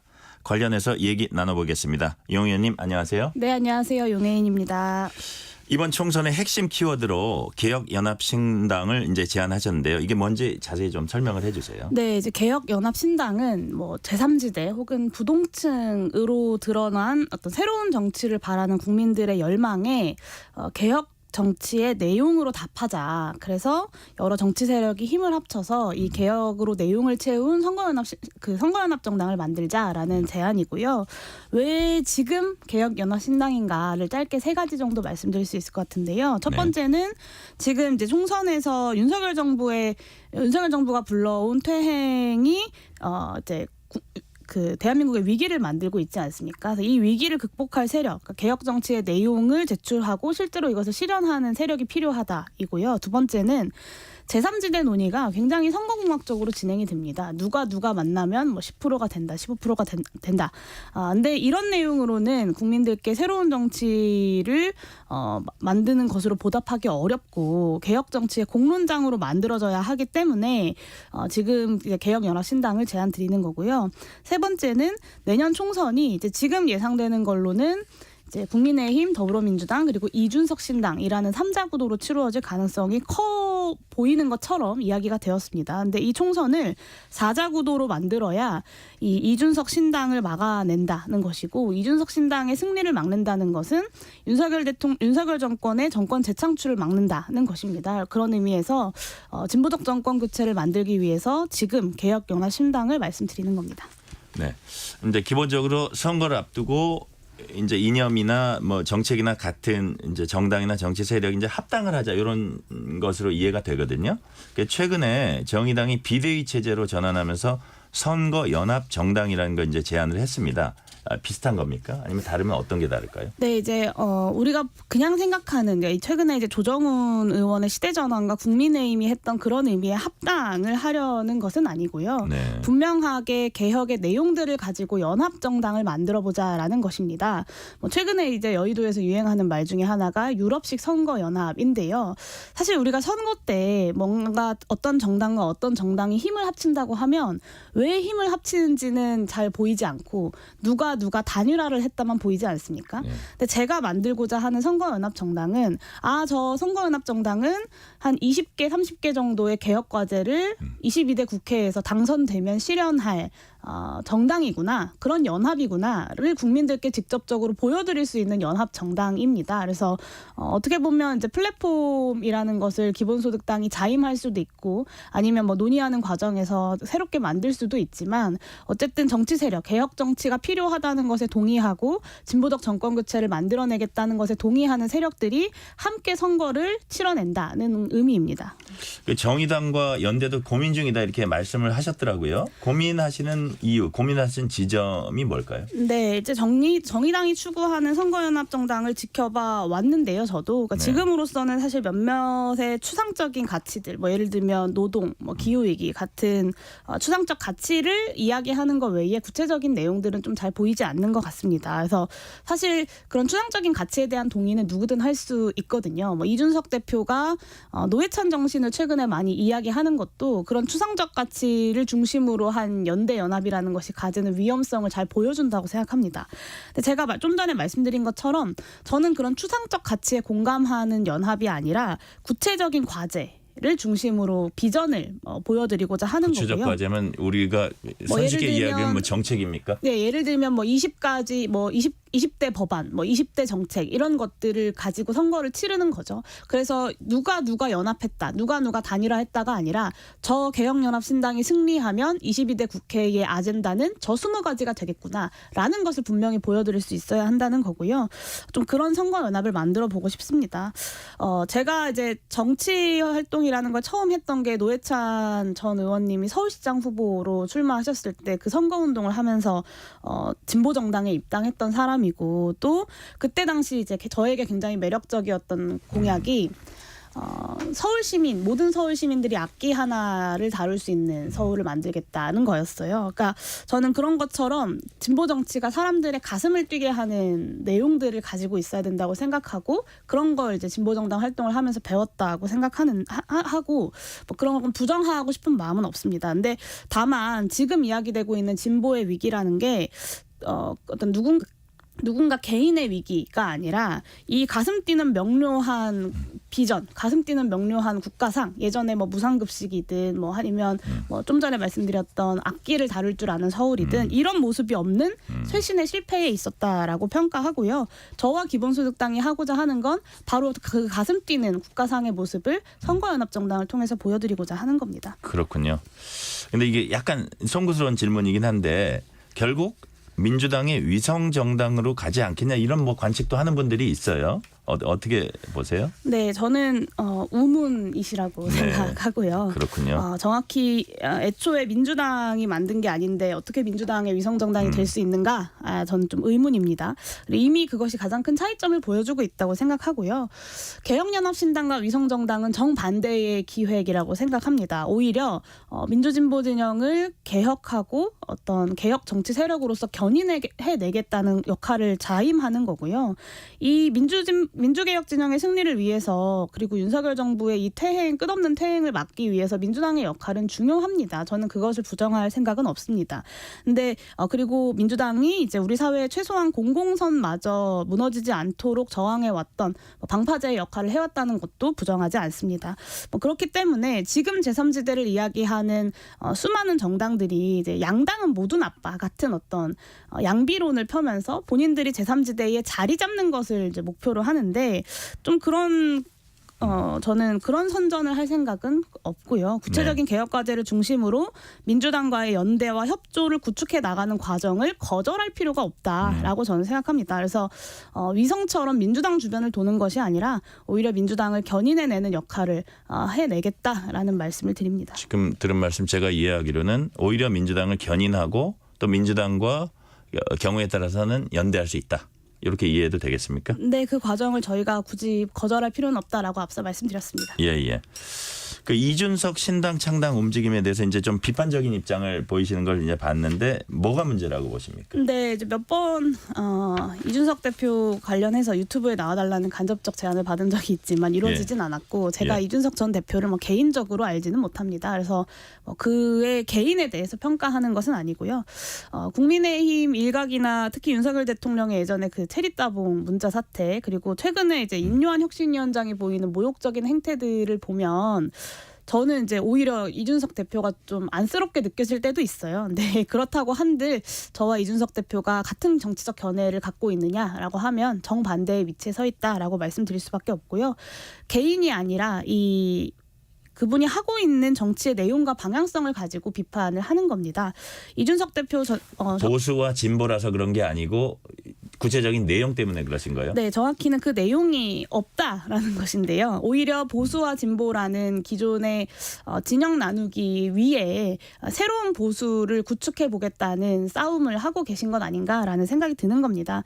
워낙 인지도도 높은 분이시고 유명한 분이시고 언론에도 자주 나오셔서 본인의 생각을 많이 말씀하시는 분이지만, 저는 모두에게 이렇게 좀 묻고 싶습니다. 이준석이 추구하는 정치가 무엇인지를 아시나요? 이준석의 정치 그 내용을 아십니까? 저는 이준석 전 대표를 아는 많은 정치인들도, 많은 국민들도, 그리고 정치인인 저도 잘 떠오르지 않습니다. 아마 본인도 그럴 거고요.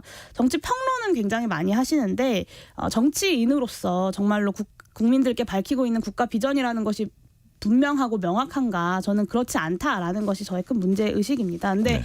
이런 방식의 정치는 사실 내용 없는 정치라는 제3지대 정치라는 건 예전에 안철수식 새정치가 많이 보여줬던 것이고요. 이 결국에 그 결말은 어떻게 됐습니까? 윤석열 정권으로 흡수되어 버렸습니다.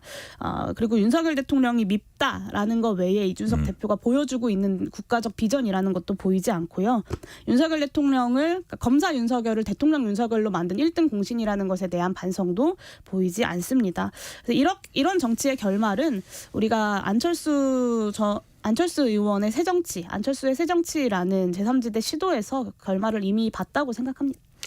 네, 우리 정치 이제 되돌아보면은 제3지대가 우리나라에서 이제 성공하기가 이게 안착하기가 순탄치는 않아 왔어요. 네. 그러니까 그동안 한국 정치가 거대 양당 체제 극복하지 못했던 이유 뭐라고 보세요?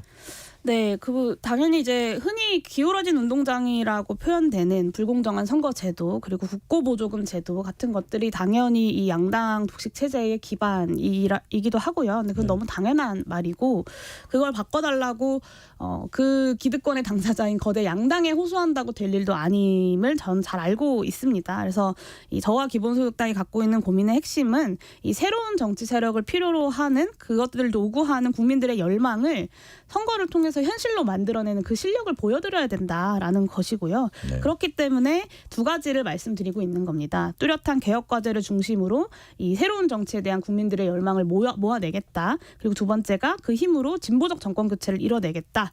이 두 가지를 말씀드리는 겁니다. 그 마지막으로 질문 하나 드릴게요. 최강욱 전 의원 암컷 발언 민주당 막말이 또 이어지고 있습니다. 왜 이런 게 자꾸 나오는지 어떻게 보세요? 정치권에서의 막말 논란이 어제 오늘 일이 아닌 것이 참 가슴 아픈 일이고요. 제가 고민하고 있는 것은 이런 정치권에서의 나오는 여러 가지 막말들이 있는데 이 막말들을 어떻게 자정할 것인가에 대한 시스템을 이렇게 어떻게 고민할 것인가, 어떻게 만들어낼 것인가 이런 고민들이 잘 보이지 않는 것 같아서 저 스스로도 그렇고 좀 많이 답답한 것이 사실입니다. 특히 이제 민주당 지도부에서 단호한 입장을 밝혔는데 여기에 대해서 또다시 이 논란을 키우는 모습들은 바람직해 보이지는 않고요. 이 여성들이 동등한 정치적 동료로 정말 여의도에서 민주당뿐만 아니라 국민의힘도 그렇고 다른 정당들도 마찬가지고요. 여성들이 정치적 동료로서 동등하게 존중받고 있는가에 대해서 여성들의 정치들이 더 확장될 수 있는 그런 제도적인 변화들을 만들어내기 위해서 지난 3년 동안 노력해왔고 물론 이런 논란들이 있을 때마다 조금 힘이 빠지기도 하지만 앞으로도 지치지 않고 노력해 가겠다는 말씀드립니다. 여기까지 듣겠습니다. 이용혜인 기본소득당 의원이었습니다. 네. 감사합니다. 네, 감사합니다.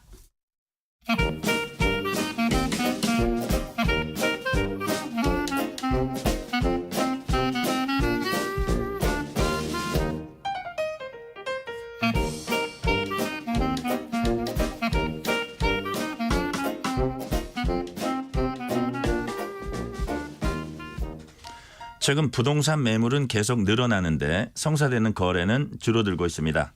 최상욱 커넥티드 그라운드 대표와 함께 최근 부동산 시장 동향 살펴보겠습니다. 최 대표님, 주택 매매 시장이 살짝 반등하는 것 같다가 요즘엔 다시 거래 건수가 줄어드는 모습이던데요. 최근 부동산 시장에서 눈에 띄는 특징이 뭡니까? 시장에서 가장 눈에 띄는 특징은 올해 4분기부터 매매 가격은 하락세로 좀 전환을 하는 분위기인데요. 전세 가격은 강세로 전환을 하는 분위기여서 매매 시세와 전세 시세는 통상 동일한 방향으로 가는데 이번 4분기부터 조금 다른 방향으로 가는 게 좀 눈에 띄는 동향이라고 할 수 있습니다. 네, 수치를 좀 볼게요. 한국부동산원에 따르면은 11월 20일 기준입니다. 전국 아파트 가격 변동률 0% 기록했다고 이제 나와 있고요. 특히 강남구 아파트의 경우에 변동률이 계속 낮아지다가 이번 주에는 마이너스 0.02% 기록하면서 하락 전환을 했어요. 집값이 떨어지는 신호탄인가요? 네, 주택 가격은 작년에도 실거래 지수 기준으로 18% 하락을 했고요. 근데 올해는 실거래 지수 기준으로 바닥에서 10% 정도 상승을 했거든요. 아직 10월 실거래 지수가 발표 전인데 발표된다면은 마이너스 0.5% 정도 나올 것 같습니다. 그래서 올해는 내내 좀 상승을 했는데 4분기 들어서 매매가는 하락했다 이렇게 보시면 될 것 같습니다. 물론 아파트 값이라는 게 올랐다가 내렸다가 늘 하는 거긴 하지만 얼마 전까지 이제 아파트 값이 상승하기도 했는데 그때는 또 왜 그랬습니까? 네, 좀 크게 보시면 22년부터 주택 시장이 좀 하락세 전환한 것은 22년 1월부터 DSR이라고 하는 그 가계대출 규제가 강화가 되면서 높아진 주택 가격을 우리 가계소득이 받치기 어려운 순간까지 가다 보니까 주택 시장으로 돈이 흘러들어가지 못해서 가격 하락세가 나왔고요. 올해 그 플러스로 반전을 한 것은 가격 하락세가 너무나 크게 나왔기 때문에 정부가 특례보금자리 론과 같은 40조 원짜리 지원 프로그램, 그리고 시중은행은 올해 6월부터 50년 만기 같은 그런 특별한 상품들을 팔면서 주택시장으로 유동성을 공급을 했고요. 네네. 이게 공급이 되면서 올해 2분기하고 3분기에 주택가격이 반등을 할 수가 있었습니다. 그런데 추석이 지난 10월부터는 정부에서 특례보금자리 론과 같은 그런 프로그램을 조기 종료를 했고, 그리고 50년 만기 모기지 같은 민간은행의 주택담보대출 상품에 대해서도 다시 규제를 강화를 하면서 주택 시장에, 특히 매매 시장에는 자금이 들어가지 못하다 보니까 22년이랑 유사한 환경이 시작이 되려는 것 같아요. 그래서 10월, 11월 이렇게 점점 뒤로 갈수록 약 일종의 자금 경색, 그리고 부동산 시장으로 유동성 흘러가는 게 멈추면서 시장 하락세가 나타날 거라고 보고 있습니다.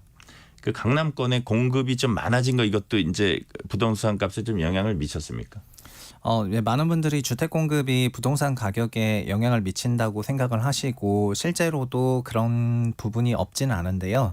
그런데 올해나 아니면 내년만 하더라도 주택 공급량이 서울 기준으로 내년도에는 약 10,000세대 이하가 입주할 예정이기 때문에 서울의 아파트 약 190만 채 기준으로 본다면은 입주 물량은 굉장히 작거든요. 네. 그러나 지난 수년간 아니면 과거 수십 년간을 보면은 주택 시장은 가계 대출과 함께 연동돼서 움직여 왔었고, 현재 정부의 가계 대출과 관련한 전반적인 스탠스는 가계대출 비중이 너무 많으니까 대출 규제를 좀 하자, 약간 이렇게 좀 경색적으로 긴축적으로 가고 있기 때문에 입주 물량보다는 가계대출이 훨씬 더 중요한 포인트라고 보고 있습니다. 아, 그렇군요. 그다음에 이제 강남 부동산 시장이 이제 전국 부동산에서 최후의 보루랄까, 가격 면에서 봐서요, 그렇다고 할 수 있을 텐데, 그렇다면 다른 지역의 부동산은 이보다 상황이 더 안 좋다 이렇게 봐도 되나요? 네, 올해는 작년 같은 경우에는 서울을 포함해서 인천, 대구 이런 지역이 20%나 혹은 20%가 넘는 가격 하락이 있었는데요. 올해는 시장이 다소 양극화됐었습니다. 서울을 중심으로 가격 반등세가 크게 나왔었고, 대구는 3분기 말이 될 때까지 그 플러스 반등세가 나오지 못하는 등 수도권 중심으로 시장 강세 분위기가 이어져 왔었거든요.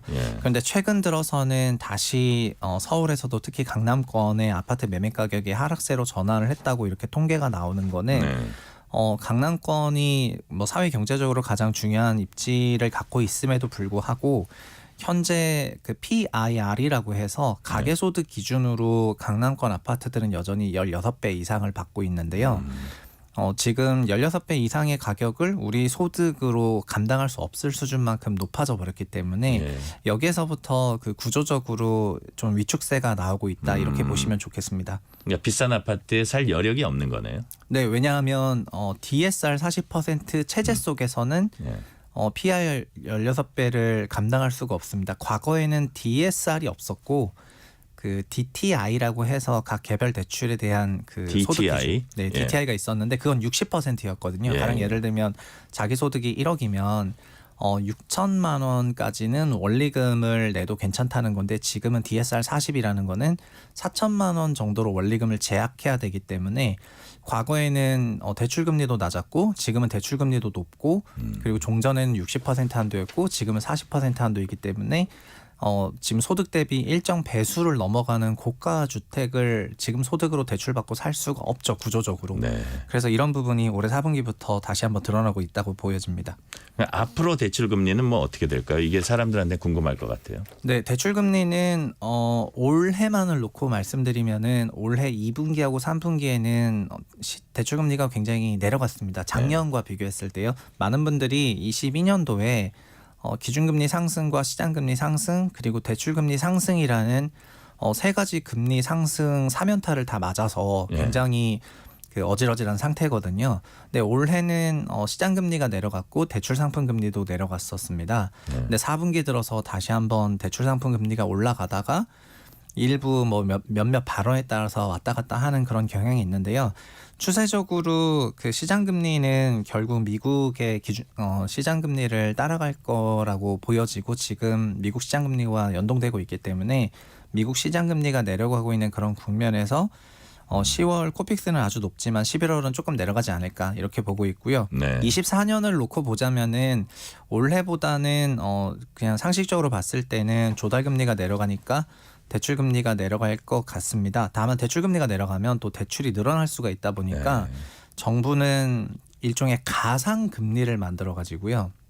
우리가 빌리려는 주택담보대출에는 가상의 금리를 스트레스 금리를 추가를 해서 그렇게 대출 제도를 적용하려고 하고 있거든요. 좀 억제하는 효과인가요? 네, 예를 들면 지금 4.7% 모기지가 내년에 4.2% 모기지로 변할 환경인데 여기에다가 가상금리 1%포인트나 2%포인트를 더해버리면 5.2나 6.2%가 돼버리지 않습니까? 실제 대출 금리를 그렇게 받겠다는 게 아니라 4.2로 주긴 줄 건데 6.2% 금리일 때 한도로 주겠다라는 거기 때문에 금리는 낮지만 한도가 대폭 위축될 거라고 생각이 되고요. 그렇게 대출에 대한 그 긴축적인 스탠스를 유지할 거라고 예상하고 있습니다. 네, 이번에 이제 전세가 얘기 좀 해볼게요. 이제 매매가와는 달리 전세가는 좀 다르게 가고 있어요. 한국부동산원 자료를 보니까 서울 아파트 전세가가 지난해 12월 말 이후로 계속 오르고 있습니까? 이건 왜 그렇습니까? 네, 전세 가격도 크게 보면은 채권 가격이랑 똑같이 금리의 역수여서 금리가 내려가면 전세 가격이 상승하고 금리가 상승하면 전세 가격이 하락을 하거든요. 20년, 21년 금리 낮았을 때 전세가 굉장히 상승했다는 걸 다 기억하실 거고 22년 금리가 높아지니까 전세가가 하락을 하면서 역전세 환경이었고요. 올해는 말씀드렸던 것처럼 2분기, 3분기 금리가 내려갔거든요. 그래서 전세가가 상승할 수가 있었고요. 다만 4분기에는 금리가 올라가고 있는데도 전세가가 올라가는 것이 이례적이라는 건데 그거는 앞서 그 주택의 매수와 관련한 대출에 대해서는 DSR 규제가 굉장히 타이트하지만은 현재 전세 대출에 대해서는 DSR 규제 적용을 받지 않고 있고 그래서 우리나라 가계가 올해 하반기부터 전세와 관련한 대출을 정말 상당히 많이 받고 있습니다. 이런 분위기는 20년 2분기하고도 되게 비슷한데요. 기억하시겠지만 20년 8월에 임대차법 개정을 한다고 하면서 전세 가격이 요동쳤던 적이 있습니다. 그래서 시장에서 임차인들이 전세가가 올라가는 거에 대한 그런 불안함으로 5월, 6월, 7월 달에 만기가 도래하지 않은 임대차 계약을 새로 갱신하면서 전세가가 고공행진했던 적이 있었고 이 당시에 또 전세 대출이 폭증했었거든요. 지금 가계대출 관련 규제가 정부가 계속해서 대출 규제 정책을 밝히면서 12월 중에 전세 대출을 DSR에 포함할 수도 있다는 기사들이 10월부터 나오고 있습니다. 그러니까 전세입자라든가 전세 대출과 관련해서 지금 전세 대출을 DSR에 포함하기 전에 마감 전에 좀 받아 놓으려고 하는 그런 그 초과 수요가 4분기에 있는 것으로 예상이 되고요. 이런 부분으로 인해서 금리가 상승하고 있는 국면에서도 전세 대출 급증 그리고 전세 가격 상승이 나오고 있는 것 같습니다. 자연스럽게 12월에 나올 가계대출 관련한 규제 정책이 전세금의 이자를 DSR에 포함하게 되고 내년부터 이렇게 규제가 시작이 된다면은 24년부터는 전세 가격의 고공행진이 멈출 것으로 예상하고 있습니다. 지금 같이 이렇게 오르지는 않을 걸로 이제 보시는 거네요. 네. 과거에도 뭐 비슷한 상황들이 좀 있었습니까? 네, 전세도 대출을 먹고 자라는 그 요물 같은 존재여가지고요.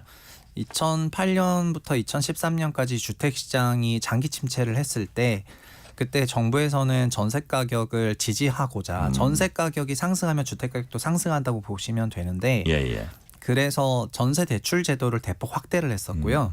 박근혜 정부 때는 1억 원의 전세 대출 제도를 2억 원으로 늘려줬었고요. 그리고 MB 정부 때는 MB 정부 때가 그렇게 했었고 박근혜 정부 때는 2억 원의 전세 대출을 5억 원으로 늘려줬거든요. 그래서 전세 대출이 지금 전세의 80%까지 받거나 최대 5억까지 받을 수 있도록 매우 확장적이던 그 기간에 전세 지수가 약 7년에 걸쳐서 2배가 상승했습니다. 그러니까 4억짜리 전세가 서울에서 8억이 됐습니다. 이때 대출을 먹고 자랐었거든요. 그리고 문재인 정부 들어서도 2018년과 19년에 뭐 1년에 전세 대출은 10조씩밖에 안 늘었다가 2018, 19년 양 연도에 걸쳐서 40조 원 가깝게 늘어나면서 전세 가격이 고공행진했고요. 그래서 전세가 과거에는 가계대출 전체에 매우 미미한 부분이었는데 현재는 거의 170조 원에 육박하는 그런 대출이 전세 대출이 되었기 때문에 그리고 1년 월에 3, 4조씩 늘어나면 1년에 4, 50조 늘거든요. 그래서 전세 대출에 대한 규제 시기가 되기는 한 것 같고 실제로 그래서 12월부터는 요거를 DSR에 포함할 가능성이 조금 높아졌다고 볼 수 있을 것 같습니다. 아, 그렇군요. 마지막으로 아주 짧게 금융통화위원회가 30일에 이제 열리는데 부동산 시장 참여자로서 기준금리 어떻게 될 거라고 보세요? 네, 이번 금통위는 뭐 많은 분들이 기준금리 동결로 전망하고 있고 저도 유사하게 보고 있습니다. 네, 지금까지 최상욱 대표와 말씀 나눴습니다. 고맙습니다. 감사합니다. 친구 집에 놀러 갔다가 하마스에 끌려갔던 9살 에밀리 양이 극적으로 가족 품에 안겼습니다. 지난달 에밀리가 죽었다는 소식을 전해 듣고 아버지는 인질로 고통받느니 차라리 다행이라고 해서 세계인들의 가슴을 울렸습니다. 그런데 최근 포로 교환이 시작되더니 결국 49일 만에 어린 딸은 거짓말처럼 살아 돌아왔습니다.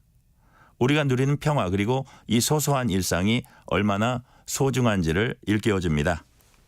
11월 27일 특집 KBS 1라디오 오늘 여기서 마칩니다. 지금까지 진행해 전종철입니다. 감사합니다.